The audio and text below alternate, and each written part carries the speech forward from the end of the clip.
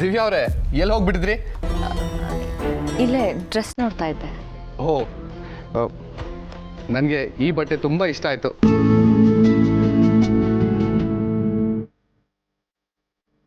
ಇದಿಷ್ಟ ಆಗಿಲ್ವಾ? ಇದನ್ನು ನಾನು ಆ್ಯಕ್ಚುಲಿ ಟ್ರೈ ಮಾಡಿದೆ, ಬಟ್ ನನಗೆ ಸ್ವಲ್ಪನೂ ಸೂಟ್ ಆಗ್ತಾ ಇಲ್ಲ. ಆದರೆ ಇದು ನನಗೋಸ್ಕರನೇ ಹೇಳಿ ಮಾಡ್ಸಿರೋ ಥರ ಇದೆ. ನನಗಂತೂ ತುಂಬ ಇಷ್ಟ ಆಯಿತು.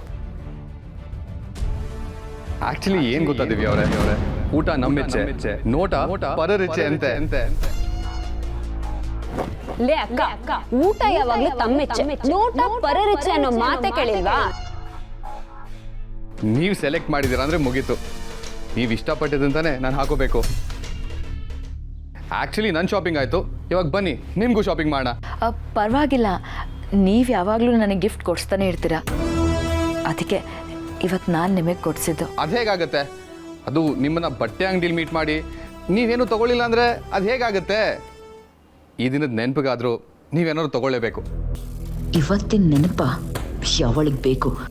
ನನ್ನ ಲೈಫಲ್ಲೇ ಇಷ್ಟು ಟೆನ್ಷನ್ ಯಾವತ್ತೂ ಆಗಿರಲಿಲ್ಲ. ಇದ್ರ ನೆನಪೇರಣ. ದಿವ್ಯಾ ಅವರೇ, ಏನು ಯೋಚನೆ ಮಾಡ್ತಾ ಇದ್ದೀರಾ? ಬನ್ನಿ ಸೆಲೆಕ್ಟ್ ಮಾಡಿ.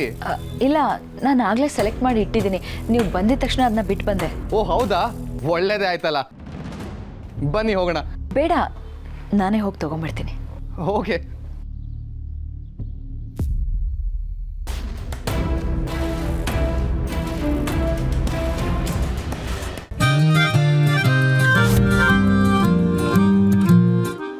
ಕಾರ್ತಿಕ್, ಇದು ಎರಡರಲ್ಲಿ ನನಗೆ ಯಾಕೆ ಚೆನ್ನಾಗಿ ಕಾಣುತ್ತೆ ಅಂತ ನೀವೇ ಸೆಲೆಕ್ಟ್ ಮಾಡಿ. This is really nice. ನಿಮಗಿಷ್ಟ ಆಗಿದ್ದ ಬಟ್ಟೆನ ನಾನು ಹಾಕೊಳ್ಳೋದು, ನನಗಿಷ್ಟ ಆಗಿದ್ದ ಬಟ್ಟೆನ ನೀವು ಹಾಕೊಳ್ಳೋದು, ಈ ಫೀಲು ನನಗೆ ತುಂಬ ಖುಷಿ ಕೊಡ್ತಾ ಇದೆ. ಹೌದು, ಮೊದಲು ಸೆಲೆಕ್ಟ್ ಮಾಡಿ. ಶೋ.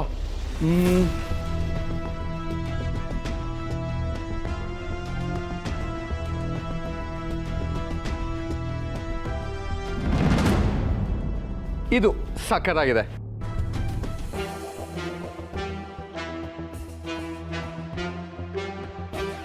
ನಿನಗೆ ನಿಜವಾಗ್ಲೂ ಸೂಟ್ ಆಗುತ್ತೆ. ಕಣ್ಣು ಮುಚ್ಕೊಂಡು ತಗೊಂಬೋದು.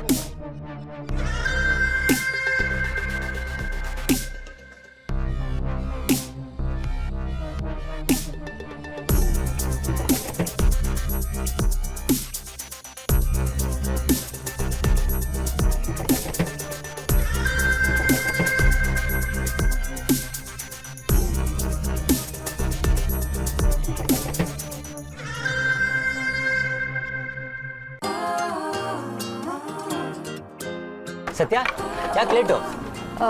ಒಂದು ಇಂಪಾರ್ಟೆಂಟ್ ಕೆಲಸ ಇತ್ತು ಕಣ್ರೋ. ಅದು ಸರಿ, ಕಸ್ಟಮರ್ದೇನೋ ಕಿರಿಕಂದ್ರಲ್ಲ, ಎಲ್ಲ ಕಸ್ಟಮರು? ಅಯ್ಯೋ, ಯಾಕ ಕಸ್ಟಮರ್ ಕತೆ ಕೇಳ್ತ್ಯಾ? ಬೆಜ್ಜಾನ್ ಕಿರಿಕ್ ಮಾಡ್ತಿದ್ದ ಸತ್ಯ.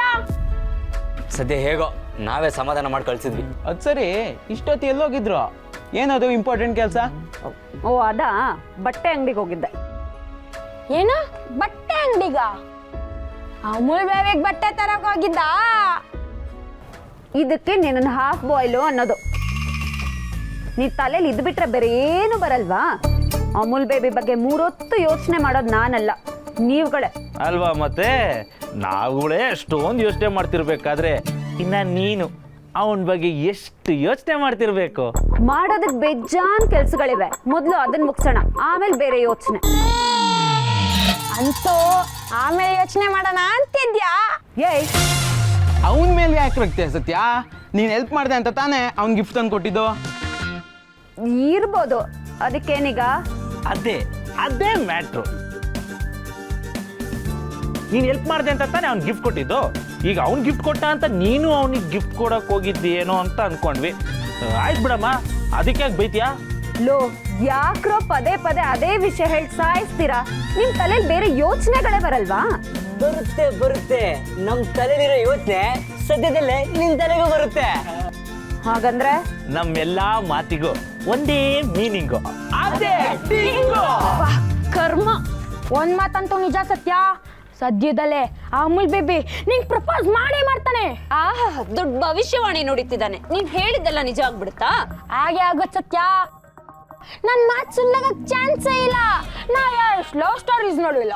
ನಾನು ಎಷ್ಟೋ ಆಕ್ಷನ್ ಸ್ಟೋರಿಗಳು ನೋಡಿದ್ದೀನಿ. ಟ್ರೇಲರ್ ತೋರಿಸ್ಲಾ? ಬಾಯ್ಸ್, ನಂಗೆ ಯಾಕೋ ಗಂಟ್ಲು ಒಣಗ್ತಾ ಇದೆ. ಬಂದ್ರೆ ಒಂದು ಕಬ್ನಲ್ಲಿ ಕುಡ್ಕೊಂಬಂದ್ಬಿಡೋಣ. ಸತ್ಯ, ಒಂದು 50 ರೂಪಾಯಿ. ಹಾ ಬಂದ್ರ ನಮ್ಮ ಕಾಸಲ್ಲೇ ಕುಡ್ಕೊಂಬರ.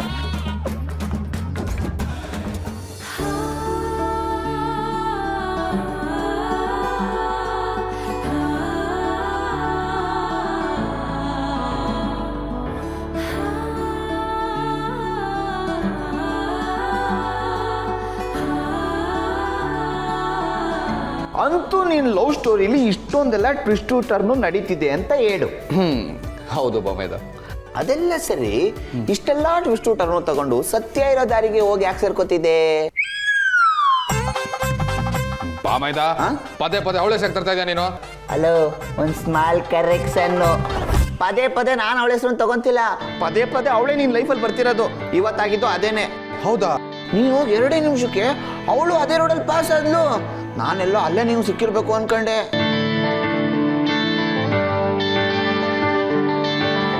ನನಗೆ ಯಾಕೋ ನಿನ್ ಮೇಲೆ ಡೌಟು ಬಾಮೈದ. ಡೌಟಾ?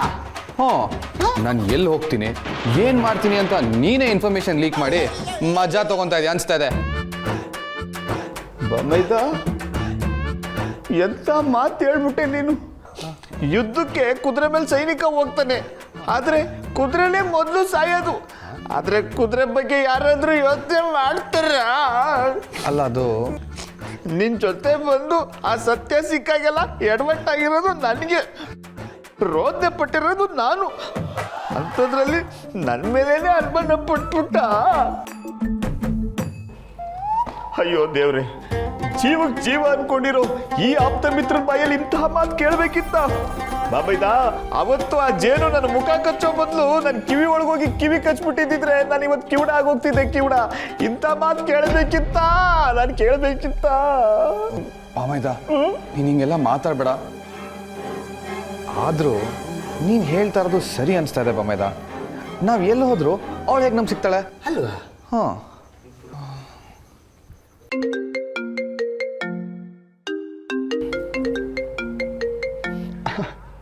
ನೋಡು ಯಾರು ಫೋನ್ ಮಾಡ್ತಾ ಇದ್ದಾರೆ. ನಾಚಿ ನೀರಾಗ್ಬಿಟ್ಟ. ನೀರು ಮೊಬೈಲ್ ಮೇಲೆ ಬಿದ್ದರೆ ಮೊಬೈಲ್ ಒಳ್ಳೇದಲ್ಲ, ಎತ್ತು ಮಾತಾಡು. ಅದು ನಮಗೆ ಗೊತ್ತಿದೆ.